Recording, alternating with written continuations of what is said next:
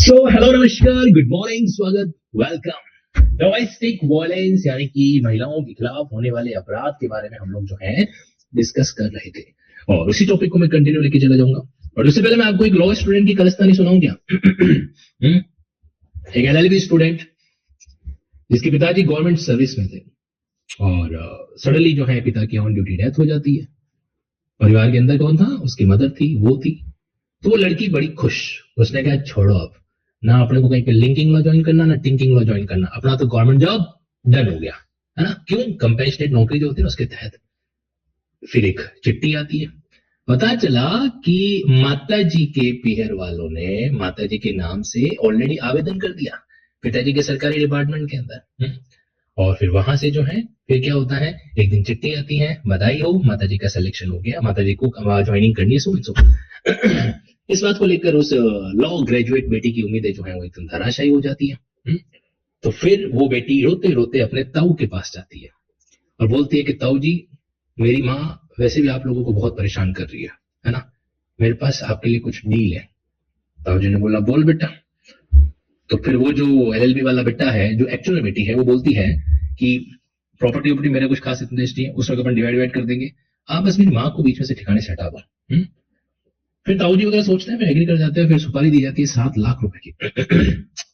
एक दिन माँ जो है पैदल पैदल रास्ते से घर की ओर आ रही थी, तो पीछे से एक तेज रफ्तार की गाड़ी आती है और वो रफ्तार की गाड़ी जो है वो क्या करती है, उस माँ को उड़ा देती है। ये चर्चा अभी पूरे भारत देश के अंदर अगर आप देखोगे तो चल रही है ना। मतलब कि कई बार जो है ना इंसान का बुद्धिमत्ता कह दीजिए, इंसान का सोच विचार जो कह दीजिए, वो किस लेवल पे चला जाता है गॉड नोज। और दूसरी कहानी सामने आ गई, इसमें क्या हुआ कि पत्नी का पति घर पे आने वाला था, तो पति ने शाम के टाइम के अंदर जो है पति के दोस्तों को बोला, जो उसका बॉयफ्रेंड था उसका पति का दोस्त ही था। एक तो ये जिंदगी बड़ा सबक देती है। क्या सबक देती है? कि एक हस्बैंड को कभी भी अपने दोस्तों को ज्यादा अपनी वाइफ से कनेक्शन नहीं करवाना चाहिए। तो फिर नर्स थी, जो दूसरी वाली कहानी के अंदर जो लेडी है वो क्या है, एक नर्स है। तो नर्स थी, तो वापिस शाम के टाइम में जब उसका पति आता है तो उसके दोस्तों को बुलाती है, खाना वाना खिलाती मिलाती है, और फिर जो मौका देखती है छत से उसको धक्का दे देती है, नीचे गिरता है, फटाफट उसको हॉस्पिटल ले जाया जाता है। हॉस्पिटल में डॉक्टर बाहर आके कहता है कि घबराने की जरूरत नहीं है, सुबह तक होश आ जाएगा। अब उसके पति को होश आ जाएगा ये सुन के उस पत्नी के होश उड़ गए, है ना। तो फिर वो रात को वहीं पे रुकती है, क्योंकि वो पेशे से नर्स थी तो उसको कुछ ऐसी टेक्निक्स बता दी जो शायद आप अपराधी लोग सोच भी नहीं सकते। आप मतलब जो भारतीय न्याय संहिता पढ़ता है, भारतीय न्याय संहिता में जो अपराधी बनते हैं उसने क्या किया, टॉयलेट क्लीनर होता है, टॉयलेट क्लीनर वगैरह, तो वही मतलब एक तो हार्पिक होता है और एक इस तरह के टॉयलेट क्लीनर जो है, तो बेचारे की क्या है कि वो ग्लूकोज चढ़ रहा था। तो ग्लूकोज चढ़ रहा था तो उसने उस ग्लूकोज के अंदर टॉयलेट क्लीनर मिला दिया। नर्स तो वो थी, ठीक है, तो टॉयलेट क्लीनर उसकी बॉडी में गया और सुबह तक वो टाई हो गया। कौन? वो हस्बैंड। अब सुबह उसकी माँ उसकी डेड बॉडी ले जा रही है, रोई जा रही, पत्नी भी रो रही है, क्योंकि रोना तो पड़ता है, नहीं रोएंगे तो लोग डाउट कर लेंगे, है ना। तो उस समय फिर वो डॉक्टर वापस ड्यूटी पे आता है, जिसने नाइट में उसको इस तरह से एडमिट किया था। और डॉक्टर आके उसकी माँ को कहता है कि नहीं, नॉट पॉसिबल, डेथ हो नहीं सकती, क्योंकि जो कंसर्न था उसमें वो बंदा सेफ जोन में था, है ना। तो ऐसे केस में डेथ होने की संभावना नहीं है। वो अपने एंड में पता भी करता है तो जानकारी मिलती है कि कुछ समथिंग स्पेसिफिक, तो उसकी माँ को बोलता है तुम इन्वेस्टिगेट ये पूरे एफआईआर दर्ज कराओ, यहाँ पे कुछ गड़बड़ हुआ। अब ये चीज अपने आप में सामने आती है, फिर बाद में सारा का सारा पतियारा खुलता है, ठीक है, कैसा हुआ था वैसा हुआ था, सोन वगैरह वगैरह। तो यहाँ पर है ना, अच्छा देखो आप लोगों को अब मैं जो बताने वाला हूँ उसके एक और कदम है। ऐसे किस्से आदमियों के क्यों नहीं आते? ऐसे किस्से आदमियों के इसलिए नहीं आते क्योंकि आदमी इससे भी एक कदम आगे सोचता है। वो अपनी प्लानिंग इस तरीके से करते हैं कि 90% केसेस कदम की प्लानिंग फेल ही नहीं होती है। लव मैरिज के जितने भी केसेस होते हैं, लव मैरिज के केसेस के अंदर लगभग जैसे 30-40% मामलों के अंदर लड़की के परिवार वाले नाराज ही होते हैं। और जब नाराज होते हैं ना तो वापस कभी भी वो अपनी बेटी को फोन वोन भी नहीं करते, दे डोंट केयर उनकी बेटी कहाँ है, जिंदा है कि नहीं है, वगैरह वगैरह। ऐसे केसेस के अंदर वहां पे अगर मान लीजिए वो उसका जो पति है वो कहीं और सेटल होना चाहता है या उससे छुटकारा पाना चाहता है तो उसके लिए बहुत आसान है। अगर एक ऐसी लड़की जिसका कहीं से कोई कनेक्शन है जो नहीं है, तो उससे छुटकारा पाना उस पति के लिए बहुत आसान है। वो जब एक औरत इतना सोच सकती है तो आपको क्या लगता है आदमी नहीं सोच सकता क्या? आदमी बहुत बड़ी लेवल पे सोचता है, वो पकड़ में नहीं आता। तो ऐसे भारत में कई सारे केसेस हो रहे हैं या पहले हो चुके हैं जो इस तरीके से वर्किंग ऑन है। अब रही बात कि व्हाट वी शुड डू, हमें वकालत करनी और कुछ नहीं करना है। आप तो बस ऐसे केसेस जाते हैं तो न्याय दिलाने का प्रयास करो बाकी आप कुछ कर नहीं सकते, क्योंकि हम नियंत्रण खुद पे रख सकते हैं, दुनिया पे नहीं रख सकते। और इतिहास की एक बहुत ही शानदार चीज है, और वो ये है कि जो चीज आपके नियंत्रण में नहीं है उसकी एंजाइटी पाल के खुद को अनियंत्रित मत करो। बड़ी प्यारी लाइन है, ठीक है। क्या कहा मैंने? जो चीज आपके नियंत्रण में नहीं है उसकी एंजाइटी पाल के, एंजाइटी का मतलब होता है चिंता, उसकी एंजाइटी पाल के खुद को अनियंत्रित है जो मत करो। चलिए, टेक केयर ऑफ इट, मतलब सम टाइम जो है थोड़ा सा अवेयरनेस अगर रहा जाता है तो उसका बहुत इंपैक्ट है जो पड़ जाता है।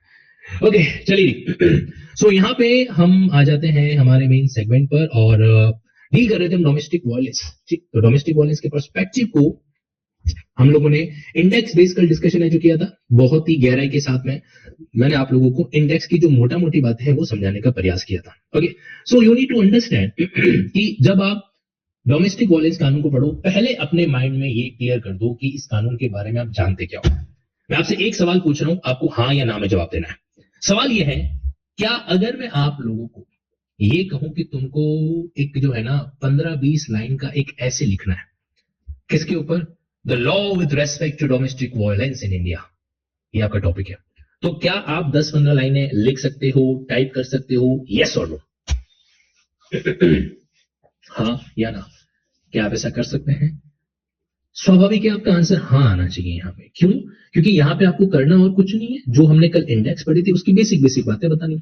आपको उन 8 कैरेक्टर्स के बारे में बताना है, साइमल्टेनियसली आपको उन रेमेडीज के बारे में बताना है, आपको उन 4 स्टेप्स की प्रोसीजर के बारे में बताना है। बस खत्म, इतना लिखेंगे तब तक ऑलरेडी 10 क्या 15 लाइनें हो सकती हैं। करेक्ट? तो इसलिए हमेशा ध्यान रखो, सबसे पहले अगर आप किसी भी कानून पे कमांड करना चाहते हो तो पहले उसकी इंडेक्स पे कमांड करो। मार्क माय वर्ड्स, सबसे पहले हमेशा क्या करना चाहिए? उसकी इंडेक्स पे जो है कमांड करना चाहिए। ये एक तरीके से बेहद जरूरी एस्पेक्ट है जो वहां पर होता है। चलो एनीवे, अब मैं आज आप लोगों को एक्चुअल में बताने वाला हूं कि डोमेस्टिक वायलेंस होती क्या है और उससे जुड़े हुए कई सारे प्रैक्टिकल मामले। मजेदार बात यह है कि we will use the AI as well as, ठीक है। आज हम लोग आर्टिफिशियल इंटेलिजेंस का भी बहुत और बढ़िया से इस्तेमाल है जो करने वाले हैं। नाउ तो स्विच करते हैं यहाँ पे, सीधा आ जाइए आप सेक्शन नंबर 3। ये बीच वाले सारे सेक्शन छोड़ रहा हूं मैं, हालांकि कुछ के बारे में आपको जानकारी दे चुका हूं। मैं आपको बता चुका हूं कि यहाँ पे वर्ड विक्टिम यूज नहीं करते हैं, पर जैसा आपके भारतीय नागरिक सुरक्षा संहिता में यूज किया जाता है वैसा यहाँ पे वर्ड विक्टिम नहीं आता है। यहाँ पे क्या वर्ड आता है? एग्रीव्ड पर्सन आता है विक्टिम की बजाय। अच्छा, मेरे को एक ऐसे कानून का नाम बताओ जहां पे अपन अपराधी को एक्यूज नहीं बोलते, जहां पे हम अपराधी को एक्यूज नहीं बोलते। फटाफट आंसर होना चाहिए। Time start now. 1 2 3 4 5 time up. मैं बताऊंगा। किसी ने जवाब नहीं दिया, यानी कि मुझे जवाब देना पड़ेगा। मेरे को ये बताओ, कौन सा वो लॉ है जहां पे ऑफेंडर को हम क्या कहते हैं? ऑफेंडर नहीं कहते, एक्यूज है जो कहते हैं। गलत, एक्यूज भी नहीं कहते। क्या कहते हैं उसको? Child in conflict with law बोलते हैं। क्या बोलते हैं? Child in conflict with law. आप कभी पड़ोसी के घर पे जाओ और उसके बच्चे को उल्लू ऐसे खिलाते हो ना, तो उसको बोल मतलब लगे वो बदमाशी कर रहा है, तो उसके परिवार वालों को बोल देना, यार तुम्हारे बच्चे में बड़ा पोटेंशियल है, ये पक्का सीसीएल बनेगा। ये क्या करेगा? पक्का सीसीएल बनेगा। लेकिन एक चीज एश्योर कर देना, उसकी माता या उसके पिता दोनों में से कोई भी लॉ ग्रेजुएट ना हो। और लॉ ग्रेजुएट हो तो मैं ध्यान रखना, जुडिशरी की तैयारी नहीं कर रहा हूँ। और जुडिशरी की तैयारी कर रहा हूं तो इतना ध्यान रखना कि लिंकिंग लॉ से ना कर रहा हूँ, ठीक है, वरना सेम एग्जांपल वहां पे भी एप्लीकेबल हो जाएगा। एनीवे, तो एग्रीड पर्सन वर्ड हम यहाँ पे क्या करते हैं? यूज है जो करते हैं। जैसे पुलिस अपनी रिपोर्ट सबमिट करती है ना, तो वैसे के वैसे यहाँ पे जब कोई इस तरह का कंसर्न आता है तो बकायदा इस केस के अंदर भी एक रिपोर्ट प्रिपेयर की जाती है जिसको कहा जाता है घरेलू हिंसा रिपोर्ट या फिर डोमेस्टिक इंसिडेंट रिपोर्ट। ठीक है, क्या बोलते हैं इसको? DIR बोलते हैं, डोमेस्टिक इंसिडेंट रिपोर्ट है। यहाँ पे क्या की जाती है? फाइल है जो की जाती है। ठीक है, बाकी इन शब्दों को ना अपन धीरे धीरे जैसे जैसे आते जाएंगे वैसे वैसे समझते जाएंगे। डोमेस्टिक रिलेशन का मतलब बहुत ही क्लियर है कि वो क्या कर रहे हैं? एक घर के अंदर है जो रह रहे, एक परिवार के अंदर है जो रह रहे, दैट्स ऑल। बाकी देखो, ये अगेन डोमेस्टिक वायलेंस क्या होता है ये हमने कल डिस्कस भी किया था। तो क्या ये क्लॉज जी समझा रहा है क्या? ये सिर्फ नाटक कर रहा है समझाने का। एक्चुअल में समझाने का काम कौन करता है? वो आपका सेक्शन नंबर 3 करेगा। अब सोचो, आपसे एग्जाम में सवाल है कि डोमेस्टिक वायलेंस कहां एक्सप्लेन की गई है, और वहां पे तुम सेक्शन 3 को नजरअंदाज कर दोगे तो तुम्हें लगता है कि तुम्हारे सिलेक्शन को जो है कॉपी चेक करने वाला ध्यान में रखेगा ना। ऑलवेज रिमेंबर, ठीक है। तो फिर डॉवरी वर्ड को यहाँ पे डिफाइन ही नहीं किया गया। कहां डिफाइन कर रखा है? 1961 के अंदर वाला जो कानून बना हुआ है वहां पे डिफाइन है जो किया गया है। अगर आपको डॉवरी लेनी है या देनी है तो पहले आप एक बार क्या करें? डॉवरी प्रोहिबिशन एक्ट 1961 को जाके जरूर पढ़ लीजिएगा, ठीक है। नाउ फिर ये मजिस्ट्रेट का मतलब मजिस्ट्रेट फर्स्ट क्लास होगा, ये सब छोटी छोटी बातें हैं। फिर ये ना देखो, इन्होंने ना किसी को नहीं समझाया है, मैं सच्चे बता रहा हूं, आपका ऐसा फुद्दू बनाया जा रहा है इस कानून के तहत। इन्होंने डेफिनेशन क्लॉज के अंदर सिंपली रेफर करवाया। प्रोटेक्शन ऑर्डर का मतलब क्या हो गया, हमको क्या पता, जाके वहां पूछो। कहां पे, सेक्शन 18 के अंदर। रेजिडेंस ऑर्डर, हमको क्या पता, यहां जाके पूछो, सेक्शन 19 के अंदर। तो बस घुमाई बना। सर्विस प्रोवाइडर, हमको क्या पता, कहां जाके पूछो, सेक्शन 10 के अंदर। तो सब चीजें आपस में क्या हो रही है, रेफर पे रेफर है जो हो रही है। लेकिन कुछ बातें बड़ी दिलचस्प है जो होती है। मुझे एक बात बताओ, अगर ऐसा हो कि मालकिन ने क्या किया, मालकिन बोले तो घर की जो मालकिन है, उसने क्या कर दिया, एक कपल को घर किराए पे दिया। देखते हैं आपका दिमाग कितना चाचा चौधरी के जैसा भागता है कि नहीं भागता है। मेरे को एक सवाल का आंसर दीजिए, बहुत छोटी सी बात बता रहा हूं। एक घर जिसकी मालकिन है, मालिक नहीं है, मालिक भगवान के पास चला गया। मालकिन क्या करती है, फर्स्ट फ्लोर पे रहती है, ताकि पूरे घर के में सफाई वगैरह कर नहीं सकती, तो उसने नीचे वाले फ्लोर, नीचे वाला जो घर था उसके आगे लगा दिया let out, available for let out वगैरह, ऐसा करके लगा दिया। ठीक है, तो एक कपल आया, कपल ने वहां पे घर किराए पे लिया। कपल मतलब एक लड़का और एक लड़की, ठीक है। नहीं, क्लियरिफाई करना बहुत जरूरी था। आज के टाइम में कपल के सारे एक सिंगल निकल रहे। जब से वो अपना नालसा वाला जजमेंट आया 2014 का, उसके बाद में नवतेज सिंह जौहर का जजमेंट आ रखा है, वैसे कई सारे केसेस के बाद में average is permissible in the eyes of law. तो लड़का और लड़की, लड़का जॉब पे जाता है, लड़की पीछे घर पे रहती है, लड़की बड़ी लड़ाकू, ठीक है। नहीं, आपकी तो नहीं कह रहा हूँ, आप लोग तो सिंसियर हो मैं उस लड़की की बात कर रहा हूँ जो किराएदार में। तो वो लड़की क्या करती, लड़की और मकान मालिक की दोनों एक ही घर में रह रहे हैं, ठीक है। तो एक रोज दोपहर का समय था, किसी न किसी बात पे मोटर चल गई, मोटर बंद नहीं हुई, तो पानी का ओवरफ्लो हो गया, पानी का ओवरफ्लो हो गया। तो मालकिन दहाड़ती हुई नीचे आई। नीचे आके उसने सुनाया कि तुम लोग यार ध्यान नहीं रखते हो, क्या तरीका, ये मेरे घर के अंदर रहना है तो ऐसा वैसा ये नून वगैरह वगैरह। तो फिर क्या कर दिया, जो नीचे वाली लड़ाकू लड़की थी उसने अपना असली रूप दिखाया, उसने मालकिन के बाल पकड़े, दे धक्की चिकीर करके उसको नीचे गिरा दिया, ठीक है। गिरा दिया तो उसकी जो है यहाँ से खून वून आ गया। अब सवाल ये है कि दोनों एक ही घर के अंदर रह रहे हैं, दोनों अच्छे से रिलेशन के अंदर रह रहे हैं, तो क्या इस सिचुएशन को मैं डोमेस्टिक वायलेंस में ला सकता हूँ कि नहीं ला सकता हूँ, यस और नो। क्या ये सिचुएशन डोमेस्टिक रिलेशन है, हाँ या ना? ये नहीं है, पक्का? अच्छा, ओके। तब तो फिर आपने कितना अच्छा सुझाव दिया। फिर तो सास ससुर को क्या करना चाहिए, बेटे की शादी होती है एक एग्रीमेंट कर देना चाहिए। उस एग्रीमेंट के तहत अब हमारा रिश्ता क्या कहलाएगा, मकान मालिक और किराएदार का कहलाएगा। फिर करो डोमेस्टिक वायलेंस, कोई प्रॉब्लम ही नहीं है, क्योंकि अब आपका रिश्ता तो उसके है ना। Sir C is not her बहू, बस यही पे थोड़ा चेंज कर लो। ध्यान रखना, डोमेस्टिक वायलेंस सिर्फ बहू नहीं कर सकती, बहू के अलावा बेटी भी कर सकती है। बेटी के अलावा अब इस केस में आपने देखा, मतलब मैंने जो आपको एग्जाम्पल सुनाया था क्लास की शुरुआत के अंदर, मैं क्लास के प्रति बड़ा स्वार्थी हूँ, आपको वही एग्जाम्पल सुनाऊंगा जो मेरे को लग रहा है क्लास के लिए रिलेवेंट हो सकता है, ठीक है। तो क्या बेटी अपनी माँ के खिलाफ डोमेस्टिक वायलेंस कर सकती है क्या? सुनने बड़ा अजीब लग रहा होगा, है ना। क्या बेटी अपनी माँ के खिलाफ जो है डोमेस्टिक वायलेंस कर सकती है? बेटी कह रहा हूँ, वो नहीं कह रहा हूँ। तो यहाँ पर भी बड़ा रिलेवेंट पॉइंट है। अच्छा, ताऊ जी जो है वो छोटे भाई की पत्नी के खिलाफ डोमेस्टिक वायलेंस कर सकते हैं क्या? ऐसे कई सारे रिश्ते हैं, तुम सुनते सुनते कंफ्यूज हो जाओगे। अच्छा, मान लो ननन का हस्बैंड आया, अब ननंद के हस्बैंड ने भाभी के साथ डोमेस्टिक वायलेंस कर दी, भाभी के साथ डोमेस्टिक वायलेंस कर सकता है क्या? ननंद का हस्बैंड, तुमने यस बोला है, पलट गए ना, ध्यान रख लेना, ठीक है। तुम लोगों ने यह कहा, ननंद का मतलब जो समझते हो, पति की बहन का पति है, पति की बहन का पति, ठीक है। वो आप कह रहे डोमेस्टिक वायलेंस कर सकता है, चलो ठीक बात है। तो आप लोगों को है ना कुल मिला के ये समझना पड़ेगा। अब यहां पर आपको एक बात समझनी है बहुत अच्छे तरीके से। अब जैसे किसी ने कहा कि सर अगर साथ हो तो, साथ हो तो मतलब क्या हो, घर जमाई बन के रह रहा हो, तभी उसी को तो बोलते हैं घर जमाई की। मतलब क्या हुआ कि जो ननंद है उसने शादी तो कर ली, लेकिन जिससे शादी करी वो बस खाली दिखता ही अच्छा है, काम वाम कुछ करता नहीं है, पैसा वैसा कुछ है नहीं, तो उसको क्या कर दिया, घर जमाई बना के बैठा दिया। अब वो पीछे से डोमेस्टिक वायलेंस से कर रहा है, ये कह रहे हो, चलो सही बात है। यानी कि तुम्हें बहुत कुछ सुनना है, समझना। यहाँ पे सारा खेल जो है ना वो डोमेस्टिक रिलेशन से स्टार्ट नहीं होता, सारा खेल यहाँ पे शेयर्ड हाउस होल्ड के साथ स्टार्ट होता है। इसलिए आपको एक एक शब्द समझने पड़ेंगे। यहाँ पे S for shared house hold, तो शेयर्ड हाउस होल्ड का कहीं मतलब ये तो नहीं है कि भाई एक घर के अंदर जो शेयरिंग करके रहते हो। तो समझना, कई बार क्या चीजें दिखने में आसान होती है, आसान नहीं है, कोर्ट के अंदर रिलेशन को भी साबित है जो करना पड़ता है। चलिए, लेट फाइंड इट आउट। तो इसके डेफिनेशन को समझेंगे, बट पहले अपन आइए जरा डोमेस्टिक वायलेंस को डिटेल में पढ़ते हैं। Chapter number 2, the VIP section, section number 3, definition of domestic violence. Attention please. देखो, इस एक्ट के पर्पस के लिए, for the purpose of this act, bracket में डालो, एनी एक्ट, ओमिशन और कमीशन। एक्ट यानी कि एक तरीके से आपने कोई भी एक्शन है जो किया हो, या फिर आपने करना भूल गए हो, या फिर आपने कोई चीज कमिट है जो करी हो। हालांकि एक्ट और कमीशन एक तरीके से डिक्शनरी मीनिंग के अंदर कोई ज्यादा डिफरेंट वाले शब्द नहीं है। या फिर आपका कंडक्ट, तो इन्होंने 4 वर्ड यहां पे लिखे, 1 2 3 4, एक्ट, ओमिशन, कमीशन, कंडक्ट। ये एक्ट और ओमिशन आपस में बिल्कुल अपोजिट है। एक्ट का मतलब क्या होता है, कुछ न कुछ करना। ओमिशन का मतलब होता है कुछ न कुछ नहीं करना, ओमिशन का। अब सॉरी, कमीशन का मतलब भी क्या होता है, एक तरीके से सिमिलर टू एक्ट है, मतलब आप कोई चीज क्या कर रहे हो। वैसे कमीशन वर्ड जनरली अपराध के लिए यूज होता है। कमीशन वर्ड क्या करता है अपन, अपराध के लिए यूज करके होता है। ओके, जैसे आपने सपोज को आपने कहा कि मैंने पढ़ाई कर ली, तो अब ये बोलते हो आई कमिट माई स्टडी, ऐसा बोलते हो क्या? नहीं बोलते ना। जबकि आपने एक एक्ट किया है, तो जो एक्ट कुछ स्पेशलाइज होते हैं, यानी कि जब ऑफेंस की बात की जाती है तो वहां पे अपन वर्ड है जो यूज क्या करते हैं, कमीशन है जो यूज करते हैं। तो ये थोड़ा जनरल वर्ड है और ये उसी का स्पेशलाइजेशन है। बाकी एक्ट और कमीशन में सेम चीज होती है। और कंडक्ट का मतलब क्या होता है, कंडक्ट का मतलब आपका आचरण। तो आप लोगों ने नहीं देखा कि मतलब जो है कई बार ऐसा कोई भी घर के अंदर गुस्से गुस्से वाला माहौल बनता है, तो मम्मी जी चाय ले लो, मेरे को चाय नहीं पड़ी, ऐसे कैसे मुंह फुला के करती। मतलब कुछ हुनर बड़े खतरनाक होते हैं। मैं जब स्कूल में था ना, अब विद ड्यू और रेस्पेक्ट, आप लोग उसको अन्यथा मत देना, तो मेरी क्लास के अंदर भी है ना, मतलब भगवान के आशीर्वाद से कुछ ऐसी कन्या ऐसी थी, मतलब यूं ऐसे करके ऐसे मुंह फुला के पता नहीं एकदम अलग ही शेप मतलब वो यूज करते थे। खैर फिर घर आके देखा तो हमारी बहन भी ऐसे कैसे, मैंने कहा चलो ठीक है, नेचर ही ऐसा, लिव इट, इससे ज्यादा रिसर्च नहीं करना। बट ये एक अंदाज होता है कि यू डोंट लाइक इट, मतलब आपको इन चीजों के अंदर इंटरेस्ट नहीं है। इसका सिंबल का मतलब है जो यहाँ पे ये है जो होता है।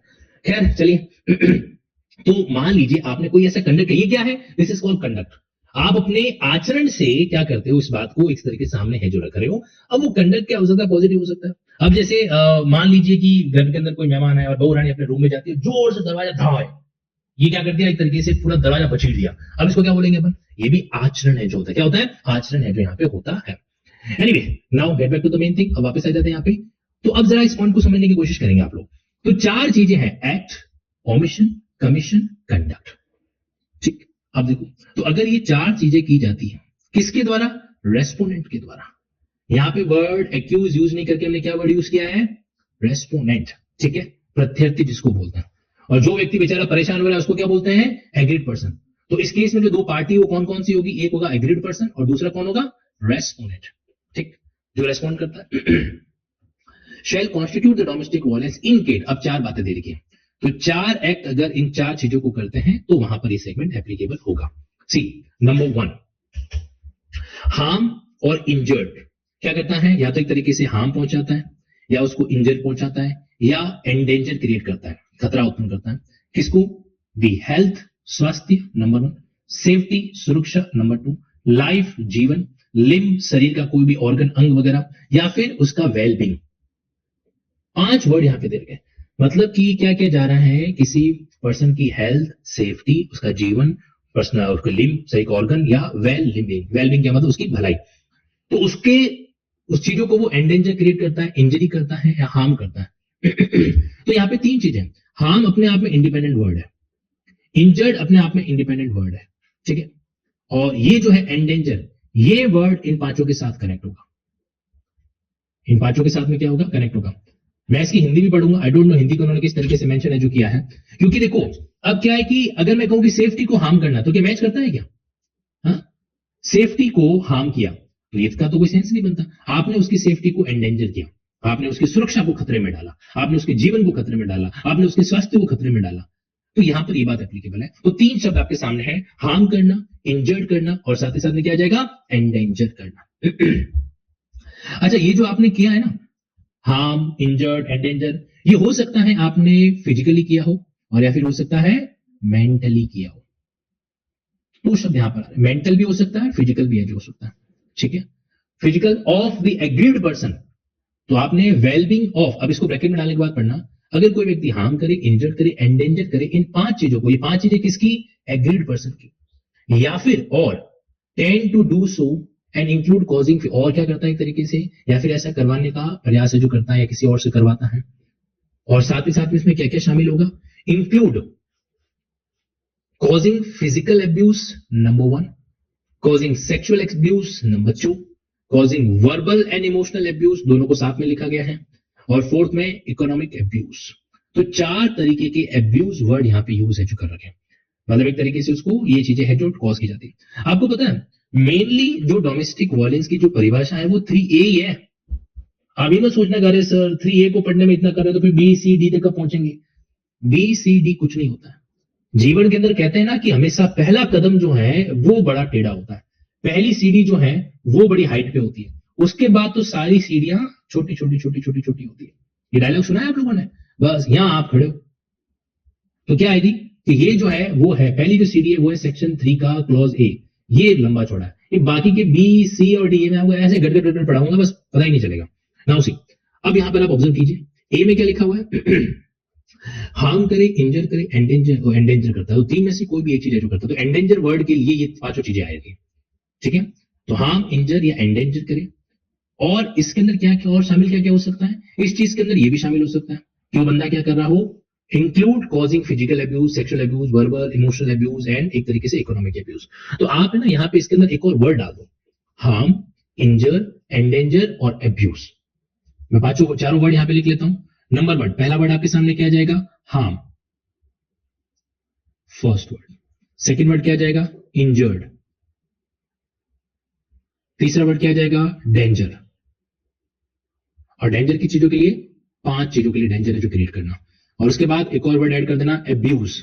एब्यूज भी कितने तरीके का? अब देखो, अगर आप इनको 1 2 3 4, तो 4 तरीके का एब्यूज, मतलब इसको अपन एक काउंट करेंगे, verbal and emotional, verbal and emotional abuse, और लास्ट में इकोनॉमिक। तो ये जो चीजें हैं, हार्म, इंजरी, डेंजर, एब्यूज, ये चार बातें आती हैं। अगर आप डोमेस्टिक वायलेंस का कोई भी केस पढ़ोगे ना, तो वहां पे जो है ना आपको स्पेसिफिकली अपने अप्रोच में कहना पड़ता है कि भाई यहाँ पे रेस्पोंडेंट के द्वारा एग्रीड पर्सन के खिलाफ ये वाली चीज की, you need to mention the specific word there. जो स्पेसिफिक वर्ड है ना वो आपको वहां पे क्या करना पड़ता है, यूटिलाइज है जो करना पड़ता है। ओके, चलिए 1 2 3 4, हार्म, इंजरी, डेंजर और abuse. Harm, injury, danger, abuse. Okay, now फिर एक और वर्ड यूज किया गया बी के अंदर, वो क्या है? हैरेश करता है, हार्म करता है, इंजर करता है, एंडेंजर करता है द एग्रीड पर्सन। अब ये वर्ड ऊपर भी तो आए थे, हार्म, इंजर, एंडेंजर, नीचे वापस लिख दिए। मतलब हम यही पढ़ते रहेंगे क्या बार बार एक ही शब्दों को? गुस्सा नहीं करना आपने, पढ़ो, पूरा पढ़ो, कुछ नया मिलेगा, है ना? तो अगर वो बंदा हैरिश, हार्म, इंजर, एंडेंजर करे एग्रीड पर्सन को, और ऐसा क्यों करना है? With a view to coerce her. Coerce का पता है ना, section 15 Indian contract act, coercion Hindi में क्या बोलते हैं? प्रपीड़न। ओके, तो कोअर्स करता है उसको या एनी अदर पर्सन को। देखो यहां पे एक वर्ड यूज हुआ है, हर। हर हुआ है ना, इसका सेंस क्या निकलता है? कहीं ऐसा तो नहीं है कि डोमेस्टिक वायलेंस में सिर्फ एक महिला ही पीड़ित हो सकती है? अगर आपसे ये पूछो कि डोमेस्टिक वायलेंस का मेल पर्सन का नहीं हो सकता, अगर आप बोलोगे कि सर नहीं हो सकता, सबूत दो मेरे को। मैं आपको टाइम दे रहा हूं, घबराओ मत, है मेरी दिलदार पर्सन, मैं आपको 1 मिनट का टाइम देता हूं। मेरे को इस बात का लिखित में सबूत दे दो कि डोमेस्टिक वायलेंस मेल पर्सन के खिलाफ नहीं हो सकता। Your time start now. Domestic violence male person का हो सकता है, नहीं हो सकता? सर ये कानून महिलाओं के लिए, तो सबूत दो ना मैडम, सबूत लाओ। कानून अंधा होता है, उसको सबूत चाहिए। मेरी तरफ टुकुर टुकुर देखने से तो आंसर आएगा नहीं। अगर कल की क्लास अटेंड करी है तो कोशिश तो करो।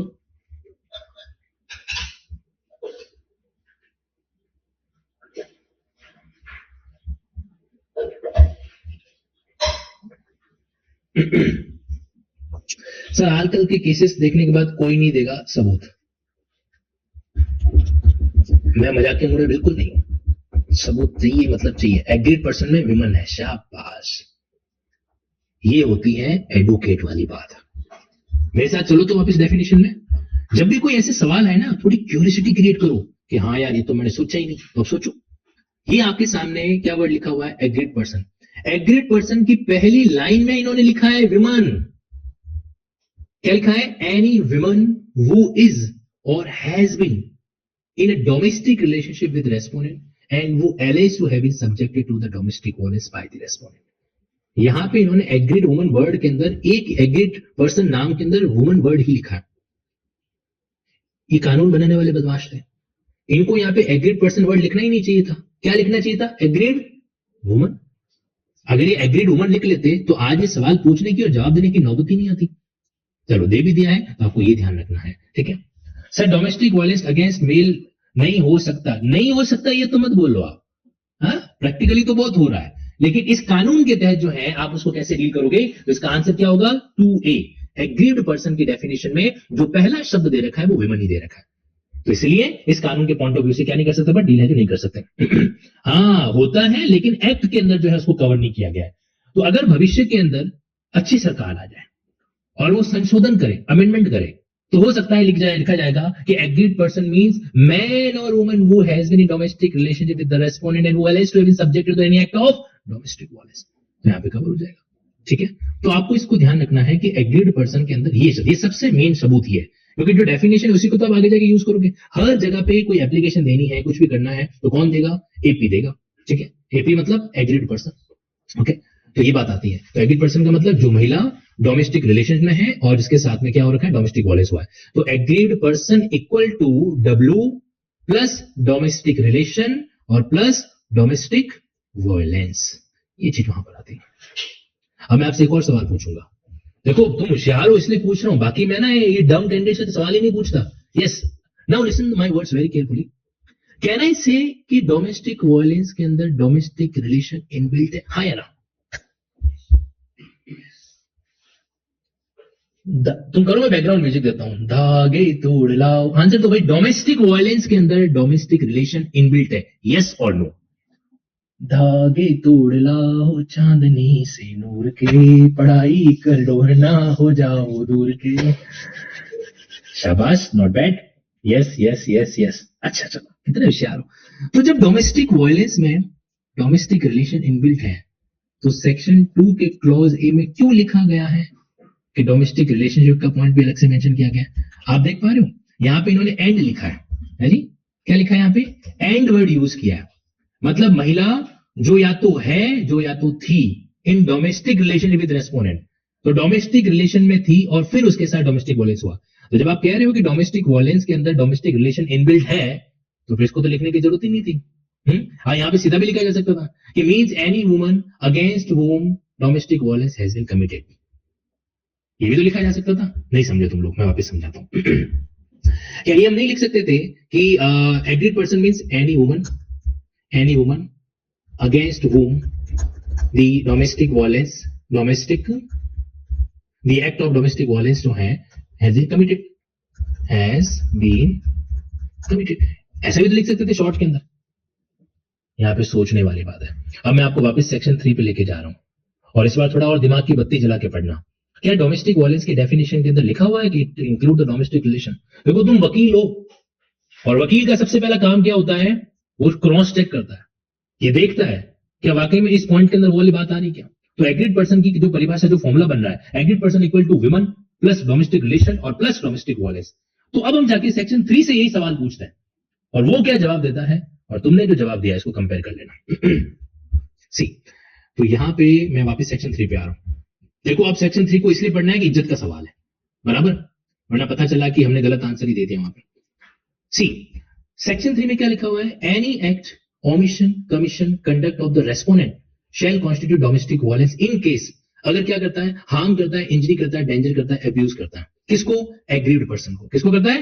एग्रीव्ड पर्सन को। चलो ठीक है, सेकंड वाला पॉइंट पढ़ो। हैरेश करता है, हार्म करता है, इंजर्ड करता है, एंडेंजर करता है। किसको? एग्रीव्ड पर्सन को। और क्यों कर रहा है? ताकि वो डॉवरी की डिमांड को फुलफिल कर सके। क्या कर सके? डॉवरी की डिमांड। तो यहां पे आपके सामने हर और एनी अदर पर्सन। तो देखो, इस केस में जो वर्ड आ रखा है, क्या मैं ये कहूंगा कि अगर मान लीजिए कि जीजा जो है वो साले को फोन करके कह रहा है कि कल सुबह अगर तुमने मेरे को 5 लाख रुपए नहीं दिए तो मैं तुम्हारी दीदी को घर से निकाल दूंगा, तो क्या जीजा ने साले के खिलाफ डोमेस्टिक वायलेंस किया? अब तुम बोलोगे अरे नहीं सर, साला है वो, मेल है, मेल पर्सन के खिलाफ कैसे डोमेस्टिक वायलेंस कर सकता है? अच्छा, जीजा ने साली को फोन किया, बोला कि सुबह तक मेरे को 5 लाख चाहिए, नहीं तो तुम्हारी दीदी को लेके जाओ, मैं घर से बाहर निकाल दूंगा। क्या अब जिज्जन ने डोमेस्टिक वायलेंस किया? तो ये तुम्हारा जो लॉजिक है वो तो खराब हो गया।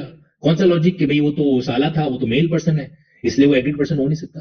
लिसन वेरी केयरफुली, आप जब क्लॉज बी को पढ़ते हो ना, देखो क्लॉज बी को क्लॉज ए से अलग क्यों किया गया? सोचो जरा, क्लॉज बी को क्लॉज ए से अलग क्यों किया गया? क्या क्लॉज बी अपने आप में क्लॉज ए की सामान्य परिभाषा में कवर नहीं होता है? देखो, मैं सिर्फ बेरेट पढ़ाने के लिए नहीं हूं आपके सामने, मैं बाल की खाल खींचूंगा और मुझे आंसर चाहिए। मेरे को सिंपल सा आंसर दो, हाँ या ना। क्या क्लॉज बी क्लॉज ए की सामान्य भाषा में कवर्ड होता है कि नहीं होता है?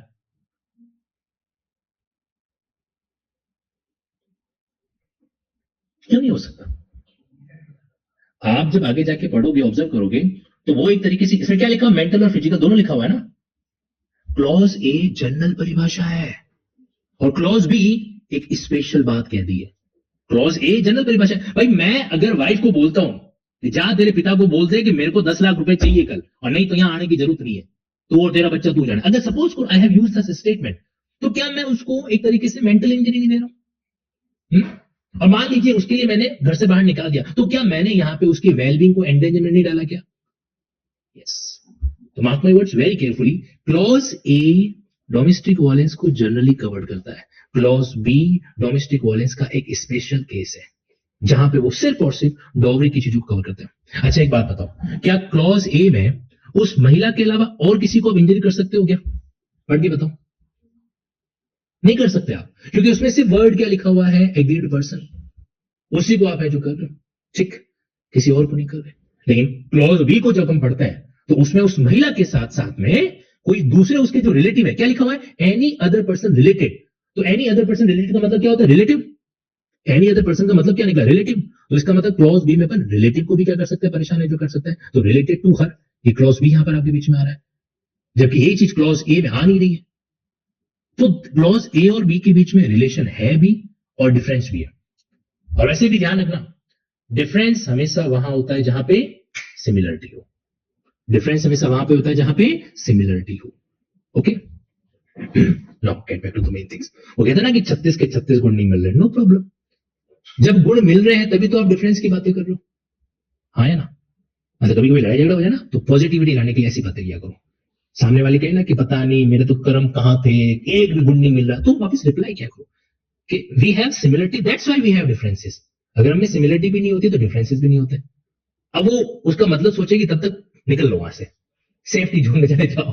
Now get back to the main thing. तो कहने का मतलब क्लॉज ए और क्लॉज बी जो है ना, ये दोनों आपस में सिमिलर भी हैं और दोनों आपस में थोड़ा सा डिफरेंस भी रखते हैं। डिफरेंस सिर्फ इस पॉइंट का कि क्लॉज बी के अंदर जो है अदर पर्सन को भी क्या किया जा सकता है, यहां पर अपन कोवर्स कर सकते हैं। अगर मान लो एग्जाम के अंदर आपसे सवाल पूछा जाए कि in which of the following cases other person may be forced to bring dowry, तो यहां पे क्या आ जाएगा, 3A या 3B? 3B है ना। चलो भाई अब 3C को पढ़ते हैं अपन, तो 3B प्योरली क्या है, डॉवरी से जुड़ा हुआ है। ओके नाउ, तो यहां पर आपके सामने आप इसके लिए वर्ड यूज करो क्या, डॉवरी हैरेसमेंट। यहां पे आपका जो शब्द इस्तेमाल होना चाहिए वो क्या होना चाहिए, डॉवरी हैरेसमेंट, दैट्स ऑल। तीसरा point, has the effect of, उसने जो भी एक्ट, ओमिशन, कमीशन, कंडक्ट है जो किया है, उसका इफेक्ट क्या है, इफेक्ट ऑफ थ्रेटनिंग, क्या करना, धमकी देना, किसको, एग्रीड पर्सन या any person related to her by any conduct mention in clause A और क्लॉज बी। मतलब कि क्लॉज ए या क्लॉज बी के संबंध में धमकी देना, किसको, या तो उस एग्रीड पर्सन को या फिर उसके रिलेटिव को, और या फिर उसके रिलेटिव को। तो आप क्या करते, देखो सी क्या इंडिपेंडेंट है क्या, नहीं, she is totally dependent upon clause A या क्लॉज बी। मतलब आप क्लॉज ए या क्लॉज बी क्या करते हो, धमकी देते हो। तो सी वाला क्लॉज यहां पे क्या आ गया, threat, threat with respect to A और threat with respect to B, ठीक। आखिरी पॉइंट, या फिर क्या लिखा हुआ है, अदरवाइज आप क्या करते हो, इंजर करते हो या कॉज हार्म, चाहे वो फिजिकल हो चाहे वो मेंटल हो, to the aggrieved person, to the aggrieved person, उस एग्रीड पर्सन को। अब जो मैं आपको एक बात बताने जा रहा हूं वो बहुत ही सेंसिटिव है। एक महिला को अपने पति से डाइवोर्स चाहिए था, ये रियलिटी बेस्ड केस की बात बता रहा हूं, ठीक है। आपको शायद जानकारी में होगा, जैसे फैमिली कोर्ट वगैरह के जो मैटर्स होते हैं वो अपलोड नहीं होते वेबसाइट पे, है ना। क्यों नहीं होते, क्योंकि वो फैमिली के सेंसिटिव मैटर्स है जो होते हैं। महिला ने फैमिली कोर्ट के सामने ये कहा कि भाई मेरा पति मेरे साथ में इस तरीके से डोमेस्टिक वायलेंस करता है। अब जो जितने भी सबूत आ रहे थे ना, उसके अकॉर्डिंग, जैसे हस्बैंड ने बैंक स्टेटमेंट दिखाया, हस्बैंड ने कहा कि देखो सर मैं हर महीने इसके अकाउंट में 60-70 हजार रुपए ट्रांसफर करता हूं ताकि घर खर्च और खुद का खर्च मेंटेन कर सके। उसने उसके सबूत दे दिए। उसने ये भी सबूत दे दिए कि उसने लड़की के मदर फादर की तबीयत खराब हुई थी तो बकायदा हॉस्पिटल के बिल चुकाए थे, उसने इसके भी सबूत दे दिए। उसने घर के सीसीटीवी कैमराज वगैरह बता दीजिए, देख लीजिए सर हमारे यहाँ पे 2 मेड आती, 2 नौकरानी आती है, तो इसको हमको कभी कोई ऐसा कुछ काम करवाते नहीं वगैरह वगैरह।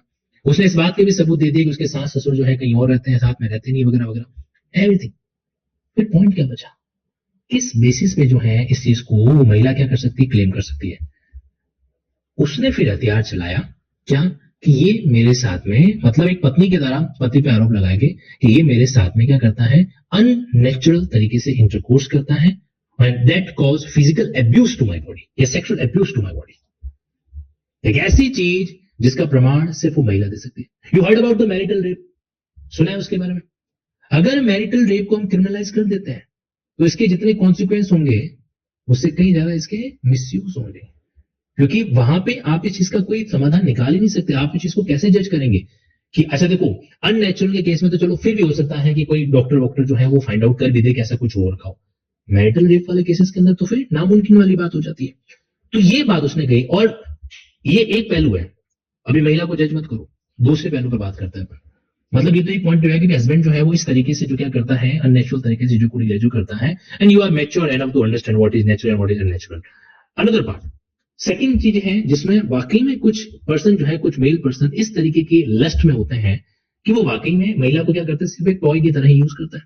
तो वहां पे डोंट केयर कि भाई अगला इंसान क्या है क्या नहीं है वहां पे। तो अब आप इस चीज को समझना, इसमें इसको आप किस में लेके जाओगे, यहां पर आप इस चीज को किस वे के अंदर क्या करेंगे, कवर करेंगे।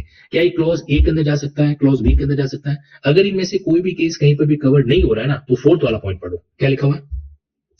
Otherwise injured or cause harm. Injured करता है या हार्म कॉज करता है, फिजिकल या mental, to the aggrieved person. तो अब यहाँ पे ये अदरवाइज जो वर्ड है ना, दिस इज रेजिडुअल। ये क्या है? रेजिडुअल है।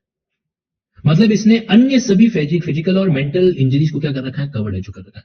मतलब वो कोई भी ऐसा एक्ट कर रहा है जो उसको फिजिकली या मेंटली क्या करता है, एक तरीके से एग्रीड है, जो परेशान है, जो कर रहा है, तो वो भी डोमेस्टिक वायलेंस है। तो अगर मान लीजिए ए, बी और सी तीनों साबित नहीं भी हो जाते हैं, तो भी उस केस के अंदर क्या होता है, डीएच होता है। सर एक बात बताओ, एज एन एडवोकेट हम आपसे जानना चाहते हैं, ऐसे केसेस के अंदर फिर मतलब अगर मैं हस्बैंड की साइड से केस लड़ रहा हूं या लड़ रही हूं, तो how we should prove that? क्या ये सवाल किसी के मन में आ रहा है, एनी वन ऑफ यू? जब वो पत्नी इस तरीके का एलिगेशन लगा दे जहां पे आप कोई डायरेक्टली कोई सबूत पेश नहीं कर सकते, तो let me give you answer. इसका जवाब है क्रॉस एग्जामिनेशन। उस महिला से सवाल पूछे जाते हैं, और वो सवाल अच्छे भी हो सकते हैं और घिनौने भी हो सकते हैं, ठीक है?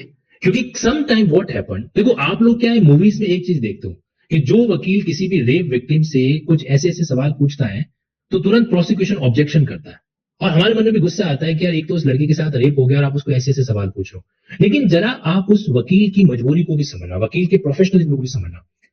जब कोई और हमारे पास में सबूत नहीं है, तो आप कोर्ट के सामने उस चीज को कैसे लाओगे? आप उसको लेके आओगे सामने वाले को कोर्ट के सामने ब्रेक डाउन करके। ब्रेक डाउन करने का मतलब आप उसको तोड़ोगे। जो वो एक फैब्रिकेटेड स्टोरी, अगर फैब्रिकेटेड स्टोरी है तो फैब्रिकेटेड स्टोरी को आपको तोड़ना पड़ेगा। और जब आप उसको तोड़ने के लिए क्या करोगे, आपके पास एक ही सबसे बड़ा हथियार है, सवाल पूछना। फिर आप उनसे हर तरीके से, हर एंगल से सवाल पूछोगे जो जनरली ओपन कोर्ट के अंदर बोलने में या सुनने में असहज महसूस है, जो होता है ना? और जब आप इंसान को उस असहजता के पॉइंट ऑफ व्यू पे ले जाके जो करते हो, तो या तो वो सच बोलता है और या फिर वो झूठ बोलता है। वो फिर बीच वाला रास्ता वहां पे अडॉप्ट कर ही नहीं सकता। फॉर एग्जाम्पल, उससे पूछा जा सकता है कि आपकी एजुकेशन इतने तक हो रखी है, आप इतने तक पढ़ लिखे हो, जब पहली बार आपके साथ इस तरह की चीज हुई थी तो उस समय आपका क्या रिएक्शन था? मतलब इस तरीके के सवाल पूछेंगे। क्या आपने इस चीज के बारे में किसी भी अन्य व्यक्ति के साथ में कुछ शेयर किया? अपनी माँ के साथ में, अपनी बहन के साथ में आपने ये बात बताई कि आपके साथ इस तरह की चीजें हो रही है, या फिर आपने अपनी मदर इन लॉ के साथ डिस्कस किया ये चीज आपके साथ कितनी बार है जो रखी है? जब ये चीज होती है तो उस समय क्या नेचुरल अननेचुरल दोनों चीजें होती है, अभी सिर्फ अननेचुरल? ऐसे मतलब क्या ना, बड़े ही सेंसिटिव और वाहियात क्वेश्चन पूछ के हम उस कैंडिडेट को ब्रेक डाउन करते हैं। ये एडवोकेसी के अंदर होता है। ओके, अब वापस वही पॉइंट है कि महिला ऐसे सवाल नहीं पूछ सकते, तो कोई दिक्कत नहीं। वहां पे भी तरीका यह था कि साहब अगर ऑब्जेक्शन है तो उसको कैमरा में लेके चले जाओ, ऑब्जेक्शन है तो क्या कर लो, कैमरा के अंदर लेके चले जाइए। लेकिन वहां पे पूछना पड़ता है, अदरवाइज इस केस के अंदर कोई चीज दूसरी सेगमेंट हो ही नहीं सकता। एनीवे, मूविंग अहेड, अब वापस आ जाइए यहाँ पे। तो ये जो डी पॉइंट है ना, इस डी पॉइंट ने आप समझ लीजिए कि एक गेट के अंदर एक दूसरा गेट खोल दिया। This is called the residual violence. मतलब ऐसी कोई भी चीज जो अदरवाइज क्या करे, उसको इंजर करे। अब अदरवाइज का मतलब क्या? It can be anything, it can be anything. Let me tell you one important thing. Wife job करती है, ठीक है? वाइफ जॉब करती है, सुबह 9 बजे घर से निकलती है, रात को 7 बजे घर पे जो आती है, ठीक? एक दिन रात को 9 बजे आई, हस्बैंड को आपत्ति हो रही बार बार। हस्बैंड कह रहा है कि नहीं यार, जॉब में ऐसा क्या है कि बाकी सब लोग 7 बजे आ जाते, तुम्हें 9 बजे आ जाना पड़ता है, वगैरह वगैरह। तो actually husband is doubting her character. Husband जो है उसके कैरेक्टर पे डाउट है, जो कर रहा था। तो कैरेक्टर पे डाउट करना क्या डोमेस्टिक वायलेंस है? यस और नो? हस्बैंड के द्वारा अपनी वर्किंग वाइफ के कैरेक्टर पे डाउट करना क्या डोमेस्टिक वायलेंस है? और अगर है तो ए बी सी डी किस में आ रहा है? ए बी सी डी किस में आएगा? ये ए में आ सकता है कि? जरा सोचो, मतलब वो उसको हार्म कर रहा है, इंजर्ड कर रहा है, एंडेंजर कर रहा है, ध्यान रखना, ये मेंटल और फिजिकल वर्ड जो है ना वो इन चीजों से कनेक्ट होंगे। हार्म, इंजर्ड, एंडेंजर नहीं आ सकता। किसी ने कहा है सी में काय की धमकी भाई, किस बेस पे सी कह रहे हो? इसमें धमकी दिख रही है आपको? क्या डाउट करना धमकी देना होता है? Doubting is equal to threatening. पहले दिन कोर्ट से आउट कर देंगे, ध्यान रखना, पर चाहे आप जज बन के जाओ या वकील बन के जाओ। Doubting is not equal to threatening. In fact doubt has no word connected with the threatening. Threatening में आप सामने वाले को इंजर्ड करने का धमकी देते हो, भाई दोनों में से बहुत अंतर है। क्या बी में है क्या? यहाँ पे कोई आप क्या नहीं कर रहे, कोई चीज डाउट होगा, क्या कहते हो, डॉवरी डिमांड तो कर नहीं रहे, तो फिर क्या हो गया? आप उसको क्या कर रहे हो यहाँ पे? अदरवाइज मेंटल इंजरी दे रहे हो। अभी अदरवाइज मेंटल इंजरी नो वे डिफाइन, ये सिर्फ इसलिए आ रही है क्योंकि ए बी सी में नहीं आ सकता केस, तो फिर कहां पे जाएगा मामला? डी में जाएगा। और मैं आपको बताऊं, एडवोकेट है ना, एक एक करके सेक्शन 3 की परिभाषा को ब्रेक करता है। वो कहता है कि साहब क्लॉज बी का तो मामला बन नहीं सकता, क्लॉज ए के अंदर ये वाली बातें हैं, इन्होंने इनको फिजिकली किसी तरीके से कोई हार्म पहुंचाया नहीं, कोई डेंजर क्रिएट किया नहीं, तो ये क्लॉज आएगा नहीं। पीछे बचा हार्म और इंजरी, तो ये या तो ये साबित करे कि इनको कौन सी वाली इंजरी है जो हुई है, या कौन सा वाला हार्म है जो हो रखा है, तो ये पॉइंट बड़ा रिलेवेंट है। फिर आप क्या कैसे करोगे? सो मतलब वी नीड टू अंडरस्टैंड, जब आप है ना ए को हटा दोगे, बी को हटा दोगे, सी को हटा दोगे, तब बचता है डी। अब डी को साबित करने का बर्डन ऑफ प्रूफ जो है ना वो प्राइमा फेसाई, मतलब सामने वाला कह रहा है कि मेरे साथ ऐसा ऐसा किया है, तो बताओ भाई कैसे किया? तो डेफिनेटली हर एडवोकेट अपने सामने कोर्ट की प्रोसीडिंग के दौरान में बेरेक रखेगा, तो नहीं रखेगा, बेरेक नहीं रखेगा तो कैसे मामला चलेगा उसका? अब मैं आपको इसकी हिंदी पढ़ाता हूं। आई नो आपको थोड़ी हिंदी मुझे नहीं पता पसंद है कि नहीं पसंद, लेकिन सुन लो।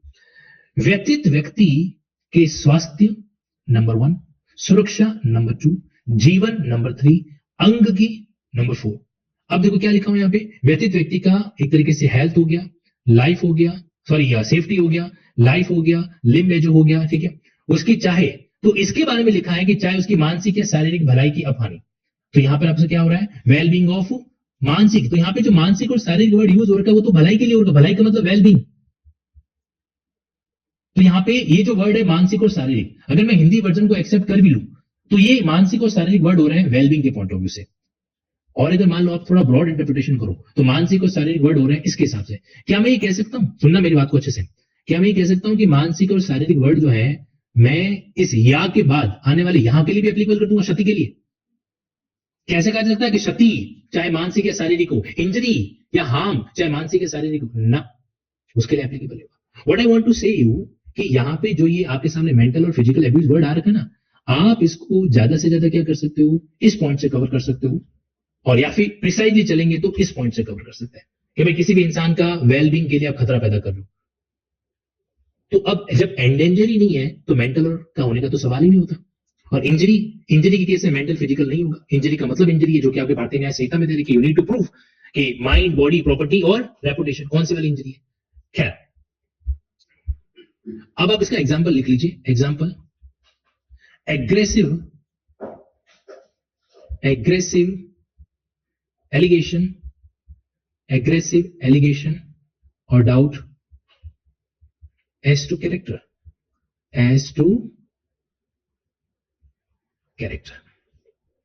ओके। मतलब ओवरऑल मैं आपको सिर्फ इतना समझाना चाहता हूं कि सेक्शन 3 की परिभाषा को लाइटली नहीं लेना है। सेक्शन 3 के अंदर हर एक शब्द अपने आप में मायने रहता है। और अभी तक हम लोग एब्यूज पे नहीं गए। एब्यूज की परिभाषा के अंदर तो और भी चीजें आएगी, हो सकता है इस वाले पॉइंट के अंदर कुछ कवर कर ले अपन, वर्बल इमोशनल एब्यूज वगैरह के पॉइंट ऑफ व्यू से। Let's see. फिजिकल एब्यूज का मतलब क्या होता है कि भाई आपने कोई ऐसा एक्ट या कंडक्ट किया है जो इस नेचर का है, जो उसको शारीरिक रूप से, बॉडीली क्या करता है, पेन, हार्म या डेंजर। किसको? लाइफ को। भाई अगर आप लाइफ को डेंजर क्रिएट करते हो मतलब उसकी फिजिकल बॉडी को डेंजर कर रहे हो। लिम्ब, हेल्थ और इंपेयर द हेल्थ या हेल्थ को इस तरीके से नुकसान पहुंचाना, या डेवलपमेंट और the aggrieved person and include assault, तो उसके एग्रीड पर्सन की हेल्थ और डेवलपमेंट को एक तरीके से खतरे में डालना, एंड इंक्लूड या फिर असॉल्ट करना, क्रिमिनल इंटिमिडेशन है जो करना, या क्रिमिनल फोर्स है जो करना। अब देखो ये जो वर्ड इन्होंने यहां पे मेंशन किया है ना, ये बड़ा अलग चला जाता है। क्रिमिनल इंटिमिडेशन, क्रिमिनल इंटिमिडेशन देखा जाए तो एक थ्रेटनिंग है। क्या थ्रेटनिंग होती है कि तुमने अगर ऐसा नहीं किया तो ऐसा ऐसा कर दूंगा। लेकिन यहाँ पे जो क्रिमिनल इंटिमिडेशन है वो इस चीज की हार्म की है। क्या है कि भाई तुमने अगर ऐसा नहीं किया तो मैं तुम्हारा पैर तोड़ दूंगा, तुमको धक्का दे दूंगा, तुमको मार दूंगा, है ना, मेरे लिए चाय बना के लाओ नहीं तो तुमको मार दूंगा, वगैरह वगैरह। अब क्या हो जाएगा यहाँ पे, ये जो चीज है वो फिजिकल अब्यूज के अंदर आ रही है। मतलब इन्होंने इसको क्रिमिनल इंटिमिडेशन के पार्ट में है जो इंक्लूड कर दिया। इसमें कई सारी चीजें जो ओवरलैप करती है, क्योंकि क्रिमिनल इंटिमिडेशन क्लॉज सी के अंदर भी आता है कि नहीं आता है? यस और नो? और क्लॉज सी का कनेक्शन क्लॉज ए के साथ भी तो है, इसलिए कंफ्यूज मत होना। क्लॉज सी का कनेक्शन क्लॉज ए के साथ में है कि नहीं है? तो अगर आपने थ्रेटनिंग टू क्लॉज ए कर भी दिया है तो क्रिमिनल इंटिमिडेशन दोनों एक ही चीज है, कोई डिफरेंस नहीं है उसके अंदर। फिर आप आ जाओ सेक्सुअल एब्यूज। इसमें क्या लिखा हुआ है? ऐसा कोई भी कंडक्ट जो सेक्सुअल नेचर का है, जो क्या करता है एक तरीके से उसको एब्यूज करता है, नंबर 1, गाली गलौज है जो देना वगैरह, ह्यूमिलिएट है जो करता है, शर्मसार करता है, डिग्रेड करता है, और otherwise violate the dignity of woman. अब यहां पे ये जो वर्ड आ रखा है फिर से आगे रेजुअल, otherwise violate the dignity of woman. Husband या सास बहू को या पत्नी को बोलते हैं कि हम बहू नहीं लाए, हम हमारे घर में प्रोस्टिट्यूट लेके आ गए, वेश्या लेके आ गए। क्या डोमेस्टिक वायलेंस है? क्या डोमेस्टिक वायलेंस है? हाँ। और डोमेस्टिक वायलेंस के अंदर भी कैसा अब्यूज हो जाएगा? ये सेक्सुअल अब्यूज, क्योंकि आपने उनको क्या किया है? डिग्रेड कर दिया। ठीक है, अपग्रेड डिग्रेड। अपग्रेड सम्मान, हमारी बहू तो लक्ष्मी है, अपग्रेड हमारी बहू तो प्रोस्टिट्यूट है, डिग्रेड। तो यहां पे क्या होगा? डिग्रेड करना, या फिर महिला की डिग्निटी को एक तरीके से करना। यहां पे सेक्सुअल अब्यूज का मतलब सिर्फ ये नहीं है कि सेक्सुअल इंटरकोर्स के दौरान अब्यूज करना ना, नॉट एट ऑल। यहां पे सेक्सुअल अब्यूज का मतलब है gender based abuse, gender based abuse. वहां पे तो आप ऐसा कुछ भी अगर कर रहे हो तो वो चीज के अंदर आपके सामने क्या हो जाती है? एप्लीकेबल है, जो हो जाती है। अच्छा एक बात बताओ, सोच समझ के बताना।